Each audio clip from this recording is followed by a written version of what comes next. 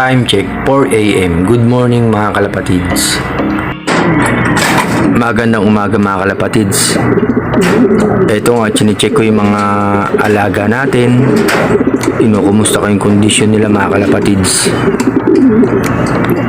Andito na nga si Flavio, nasa baba na. Sinama ko na sa mga flyers mga kalapatids. Sa nakita akong kondisyon nila, okay naman mga kalapatids. Tapos si Batek at saka si Padrino, okay naman. Mga kalapatids, bali itlog nila wala. Nabugok mga kalapatids. Kaya antay na naman na yung panibagong itlog nila mga kalapatids. Tapos ito si Delubasa. Okay naman, matapang mga kalapatids. Ayan o, nagmana sa tatay kay Padrino. Tapos si RC Stichilbout, okay naman ang kondisyon mga kalapatids. Mamaya maglilinis tayo ng loob natin. Itong pares naman ni RC Stichilbout, okay naman, naglilimlim yung dalawang itlog. Okay naman ang kondisyon ng mga alaga natin. Ito ang routine ko sa umaga, check sila mga kalapatids.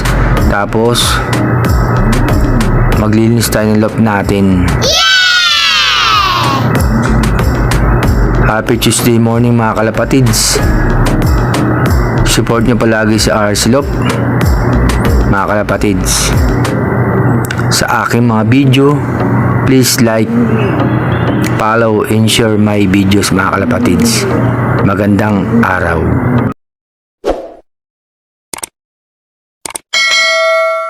Meron nga naman tayong pamigay mga kalapatids. Pag meron tayong sobrang pera, ito, kumukuha tayo ng patuka. Sinasamahan ko ng vitamins. Maganda sa ibon. Meron kayong ibibigay sa kanila, pampalakas ang immune system, multivitamin, tapos itong calcium lactate para naman sa buto mga kalapatids. Hindi man natin mabigyan lahat, importante nakakapagbigay tayo mga kalapatids. Tapos ito, sinasamahan ko ng konting cash para may pang merienda kayo o kahit anong gusto nyong gawin mga kalapatids. Ayan, ito nga pala ay flyer mix, maganda sa ibon.